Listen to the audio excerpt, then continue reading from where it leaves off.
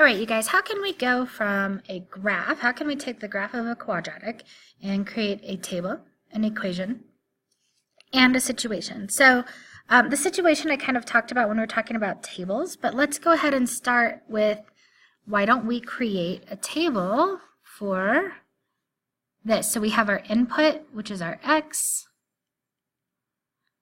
and our output, which is our y,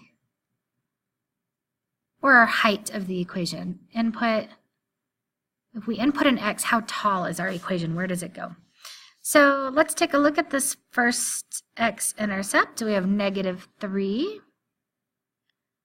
Okay, and y is 0, has no height right there. What about -2? And our height is 6.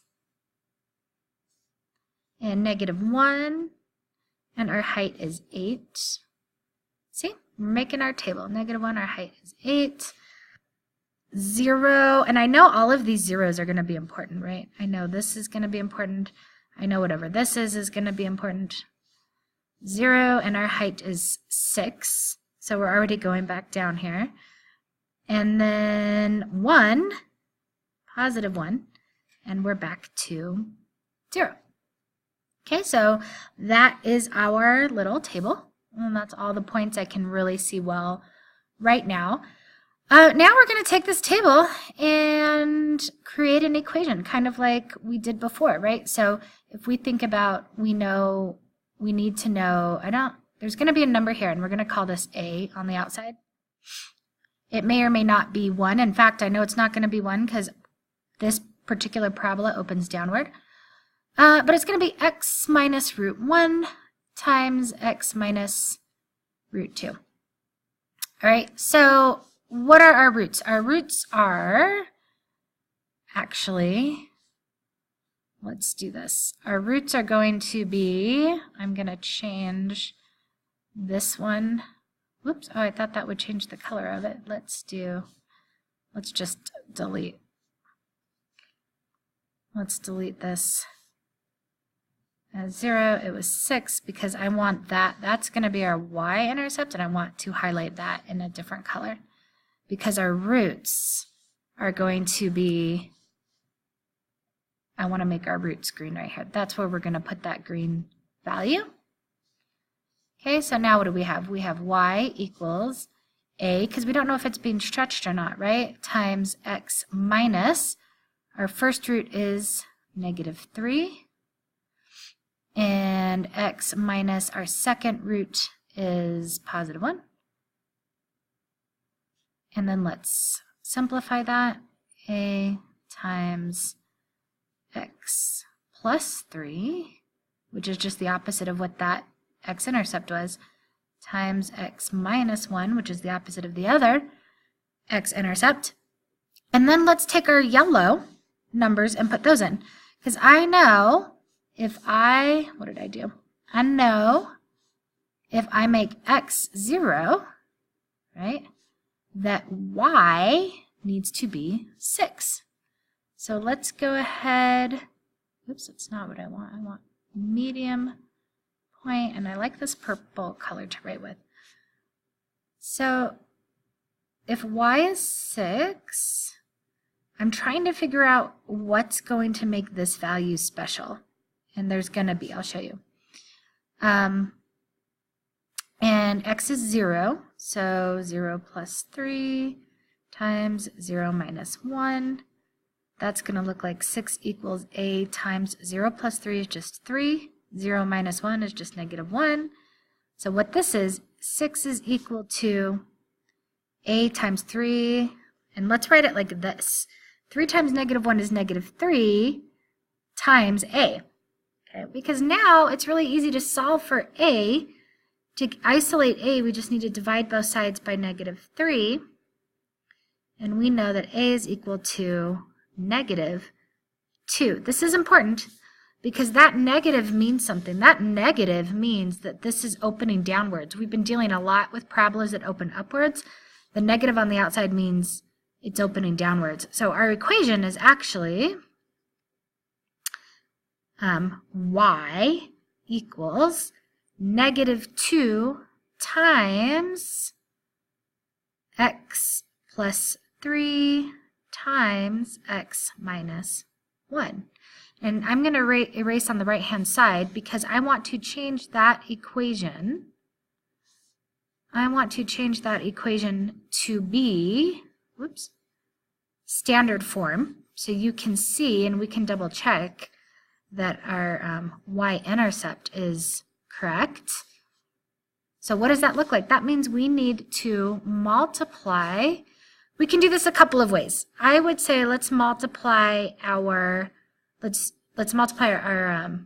parentheses first using an area model, right?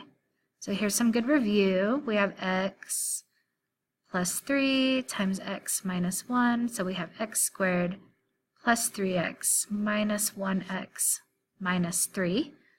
And now I have y equals -2 times, what are our middles? X squared, and then don't forget, we need to combine these two pieces. So we have x squared plus 2x minus 3. Okay, but that's still in parentheses. So to get our original standard form, I'm going to need to distribute that -2 to each number. So -2 times x squared is -2x squared. -2 times positive 2x is actually -4x. And -2 times -3 is actually positive 6. So right here in standard form, that's where you can see our y-intercept, right, which we put here. It's yellow in the table, and then that y-intercept is here. Now, you want to see something else cool? Check this out. You know how you can find what we're adding by the same time in a linear relationship if we find the difference here? Well, it's not the same, but check this out. For a quadratic, let's see, from 0 to 6 is plus 6, right? From 6 to 8 is plus 2. From 8 to 6 is minus 2. And from 6 to 0 is minus 6. So right now, that doesn't look good, right? That's not the same number. But let's do it again. From 6 to 2 is minus 4. From positive 2 to -2 is also minus 4. And from -2 to -6 is also minus 4. So the second time we do that in a quadratic, we get this -4. Now, if we divide that by 2, if we divide -4 by 2, you get -2. And that's this A. Okay, that's where this -2 comes from. Now, you may say that -4 matches this -4, but that is just happenstance in this particular case. That is not always going to happen. And I can show you that later if you want, but it's kind of long and I'm not sure we need it for this particular unit. Okay, so we've taken a graph, we've made a table, we've made 2 equations from it, right? And now we talk about the situation. Well, this situation, we have something going up and then coming back down. Well, if you think about this as our starting point, you could have somebody standing on like a let's say, a platform that's 6 feet tall. Ooh, what about this? Somebody's diving off a platform that's 6 feet tall, and then right here is where they hit the water. Now, in order to create we'd create a whole equation that matched this, but the only part that we would actually be interested in is from here to here. Now, I am just making this up. If you guys can think of another cool thing that is happening right here, please let me know. But that's the situation. The situation needs to be matching what's in the graph. Where the situation is getting bigger, the graph needs to get bigger. Then the situation is getting smaller, then the graph needs, if the graph's getting smaller, then the situation needs to be getting smaller. But you're always going to have a situation where that's happened. If you think about it, like this does work for a diver because any projectile will work for a quadratic. Well, I'm not going to say any, but for our intents and purposes it will, because we're just learning. We're going to create this entire parabola, even though we're only interested in what's happening in the yellow part. But that person falling when they dive, that does create a parabola. That's why it works. And that's the end from starting with a graph.